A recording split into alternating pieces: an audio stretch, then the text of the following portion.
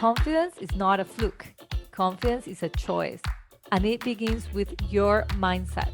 In this podcast, you will get all sorts of mindset tools to help you reduce self criticism and overwhelm while increasing your empowerment and courage.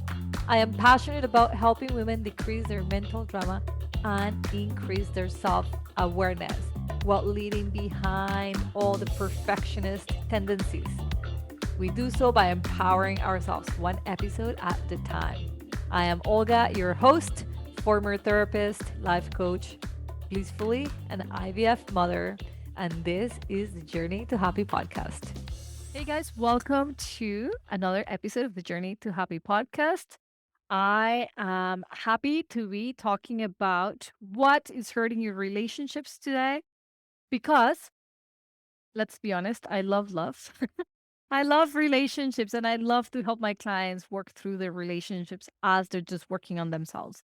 And I've been presented with this issue recently by a friend of mine, and I was helping him understand what I meant by boundaries make you show up authentic.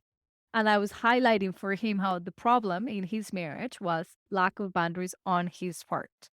And made me feel really excited to talk to you about this as well, because I, for one, think that we have a really bad relationship, generally speaking, with boundaries because we misunderstand them. And so I'm going to explain to you what I explained to my friend, but also I'm going to tell you some of the tools that I make sure every single one of my clients understands deeply, because nobody comes through my coaching program, Reset Your Mindset, and leaves feeling still uncomfortable to use boundaries. Like, I dive into the subject with so much passion because it is so relevant to healthy relationships. Okay. So, boundaries are the very same thing that allows you to show up authentically into all of your relationships. On that same note, the lack of boundaries makes you show up superficially to those relationships. So, for those of you who feel that I can never quite connect in my relationships, I can never quite feel that I am fully valued and understood in my relationships. I feel that I'm taken for granted often, that I give, and this equation is never fair, where you give so much and you receive so little. That, my friends, are all symptoms of lack of boundaries in a relationship. So, boundaries have a bad reputation among those who fear conflict and confrontation because they misunderstand boundaries. They think boundaries are mean and are barriers. When I ask people to describe boundaries, normally they describe like a wall. I just put all these bricks between me and that person. And so, of course, when we're thinking about relationship like our marriage, that understanding of boundaries makes it very confusing. How would you want to have a brick wall between you and your partner? So then we just sort of like deviate from having boundaries and we think, you know what, boundaries create conflict and disagreements and confrontations. And I dislike all of those. I am an easygoing person. I just want everybody to get along. So what I'm going to do is replace all boundaries that keep me authentic, being who I am, keeping my identity really strong in this relationship. And instead, I'm going to remove them all, even if it costs me, even if the hurt can be so deeply towards myself and this relationship, but we don't see it that way. So, once again, our brain is worried about something that doesn't need to be worried. First of all, disagreement and confrontations are not going to cause irreparable damage to anyone, right? Think of conflict that arises from a disagreement of opinions with anybody, your parent, your boss. Yes, there might be a heated moment. There might be even weeks of you feeling upset about it and you're still processing it. But there isn't like irreparable damage to yourself or to that person. Grown-ups have the capacity to have really big emotions and eventually process them to the best of their ability and either agree to disagree, or agree to just part away or do something as part of their processing. But nobody gets damaged to such a degree that they cannot look live another day. Okay.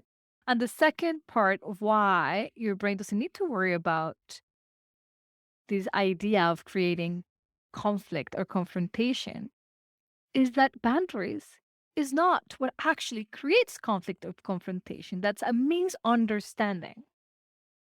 So actually, we need to tell the brain it is the absence of boundaries that creates conflict. And I would even argue irreparable damage to relationships to some degree, depending on how deeply and down the road we went of not having any boundaries.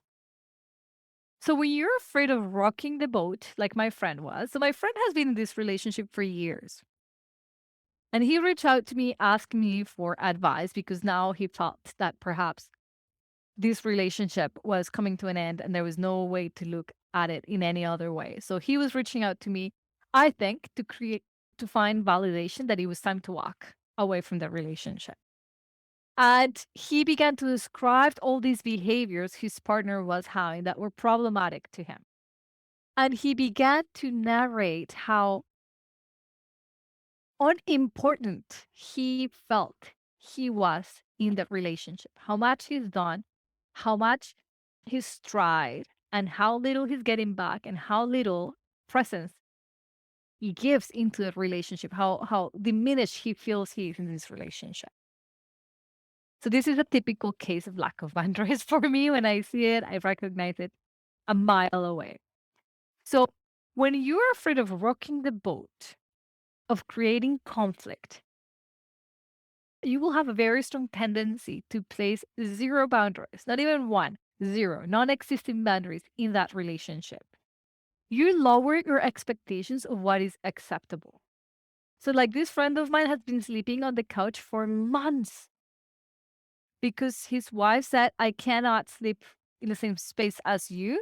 And he doesn't snore. He was saying, I don't even snore. And so he lowered his expectation and said, okay, that's okay. It's okay for me to sleep on this couch until God knows when. You also might be tempted to diminish your need and voice your ideas or your frustrations or your likes. So even though his need is to sleep comfortably on a bed, he lowered the expectation of what was acceptable of his wife to ask of him.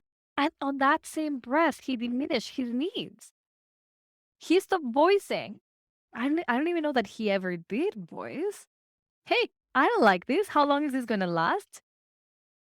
By the time he messaged me, he was on the process of buying a second bed to set up another room for himself. So I'm like, what is happening?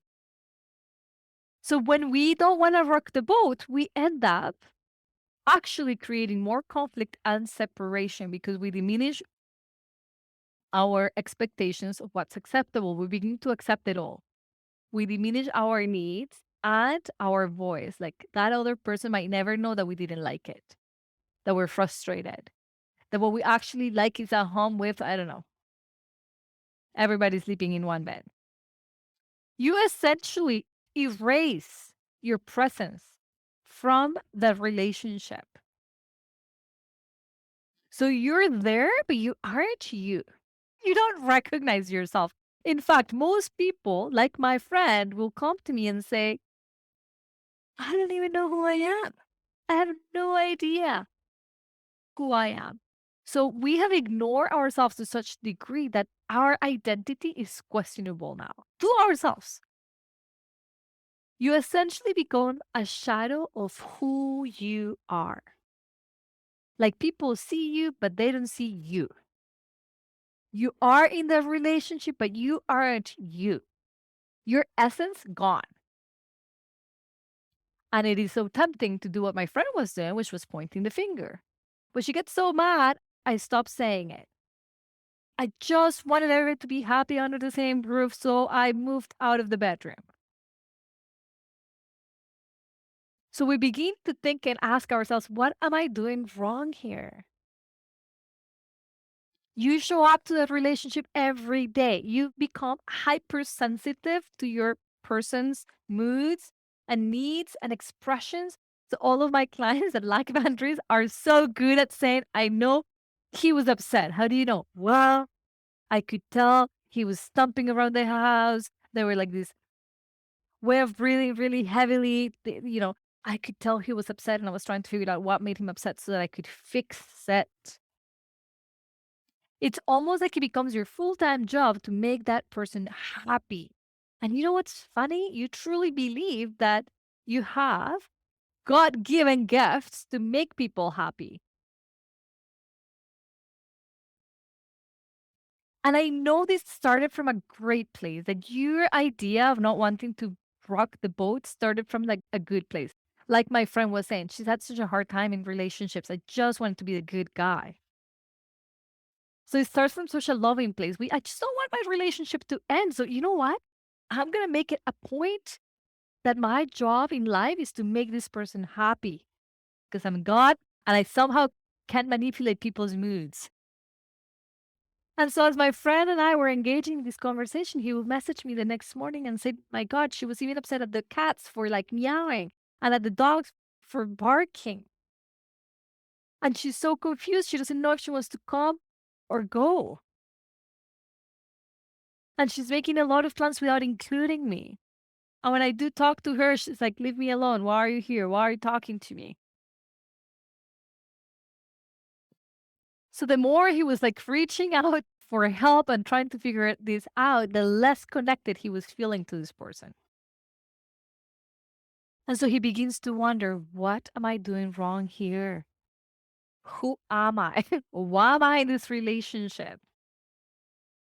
I feel taken for granted no matter how much I try and how much I give. This relationship still seems to be fading away from your hands.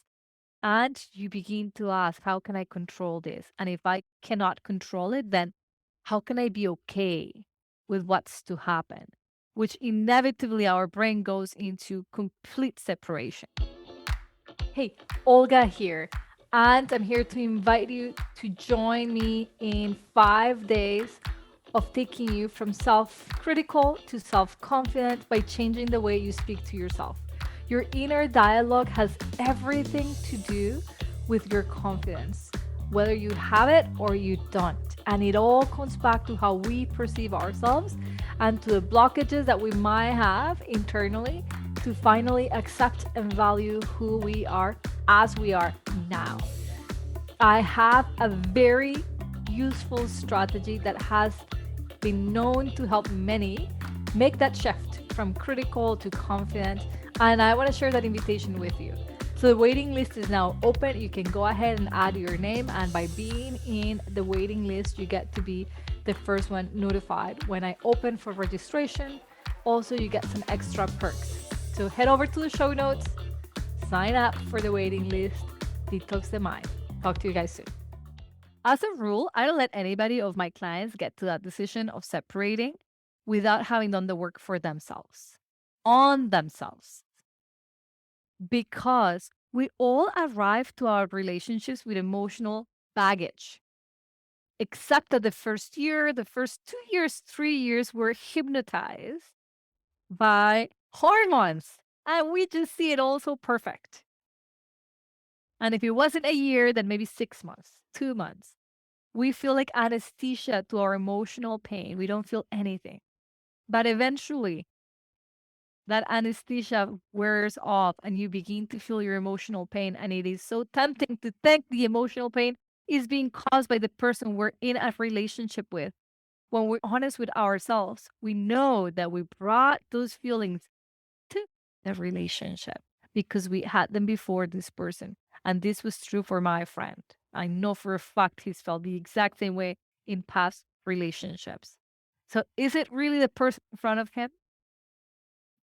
Or is there something else? And so I invited him to look into the boundaries that he's placing. So I said, did you explain to her you rather sleep on your bed? Did you tell her you're inviting your son over because you want to see your son and she can figure it out what she wants to do while you're visiting with your son? Did you tell her that you'd rather not start your mornings with her complaining about your pets for being pets? And his answer was, can I do all those things? She'll kill me. Fear, my friends, is how we make decisions that are not good for anybody. So clearly there has been a violation of boundaries. Why? Because we think that boundaries will separate us. But if you know, you know. If what I just described sounds like you're thinking, shit, actually, the lack of boundaries is separating me from the people I love. And you could be using this with your mom, with your boss, with your children.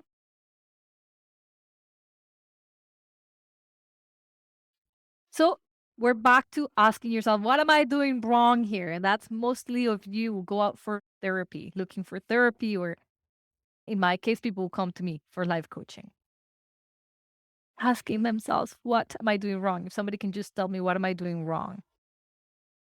You even begin to tell everyone. That's when you open up and tell everybody, look what is happening in my relationship. You tell everybody what you do for that person. You're looking for others to validate that it is, in fact, that person's problem and not yours. That you're giving it your all and it isn't fair that you're getting nothing in return. And it's almost like you need the world to build up what you already know you want to do, which is separate from this person and walk away because you're not feeling valued. But you need everybody to agree with you. You need to have the courage because that will be the ultimate conflict. What if I hurt them? So you're actually slowly starting to convince yourself that you can't be with this person. And what I want to highlight is that began at the beginning when you said no boundaries, don't rock the boat, just be liked at all costs. Ignore yourself fully. Don't be a part of this relationship. This could have all been resolved and actually never even experienced if you never abandoned yourself and the boundaries required for you to continue to have a presence in your relationship. The result, you're confused, feeling distant from the relationship, and having no idea how to repair it other than by ending it completely. When you ignore boundaries out of fear of separation, separating yourself from the relationship, you sacrifice the most important ingredient for a healthy relationship. And that is authenticity. You become a chameleon. You constantly change your colors to see which one fits best, but never asking yourself which one represents you best. So you begin to think like you think your partner thinks, and you're like, I think my partner likes me to wear red. I'm going to use red. I think my partner will be really upset if I tell him that I don't like his snoring. So I'm not going to say anything, even though it costs me my sleep. I think relationship will last longer if there is zero disagreements or differences. So I'm just going to pretend that we're the same. By abandoning boundaries in a relationship, you're also abandoning the relationship. I'm going to say that again. By abandoning boundaries in a relationship, you are also abandoning the relationship.